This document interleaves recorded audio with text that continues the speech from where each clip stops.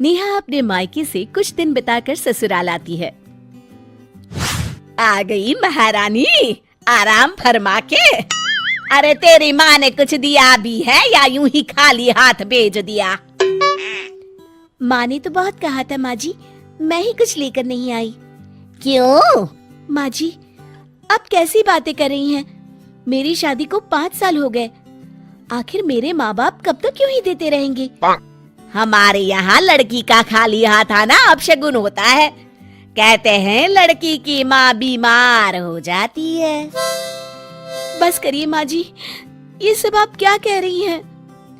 जो बड़ों से सुना है वही तो बता रही हूँ। चुपचाप अपनी माँ से 5,000 रुपए मंगवा ले, वरना ऐसे अपशगुन का बुरा परिणाम भुगतना पड़ेगा। नेहा अपनी माँ से अपनी सास के बैंक अकाउंट में 5,000 डलवा देती है। अरे सुन, कल दिवाली है, अपनी माँ से मिठाई के लिए 1,000 रुपया मंगवा ले।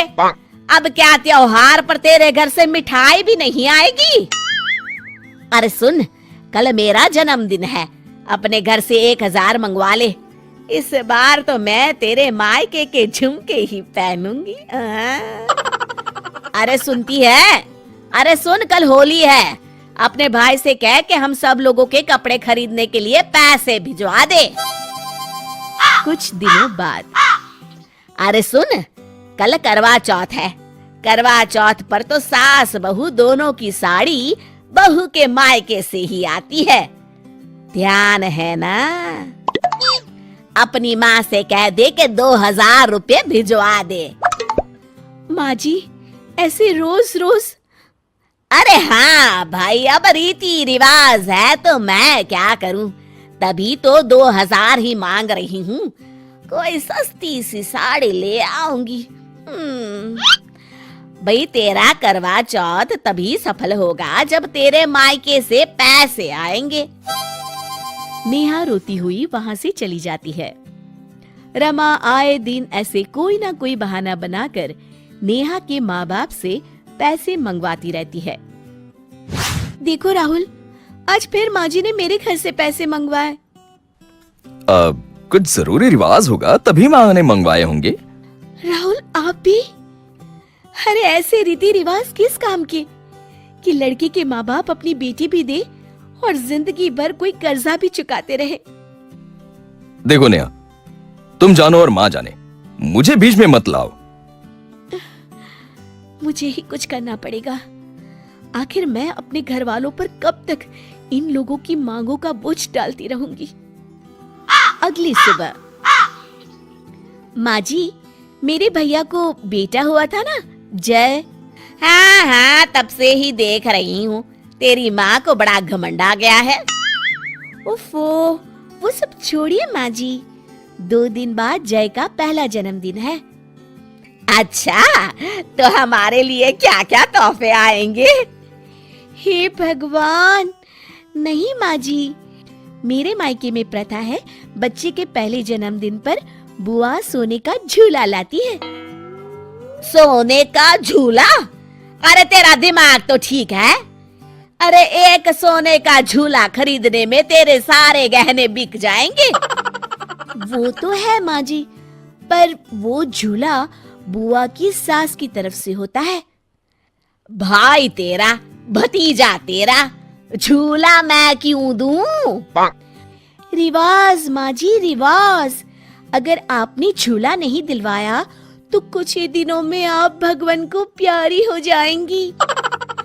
ये कहकर नेहा जोर जोर से रोने का नाटक करती है। माँ जी, मेरी प्यारी माँ जी।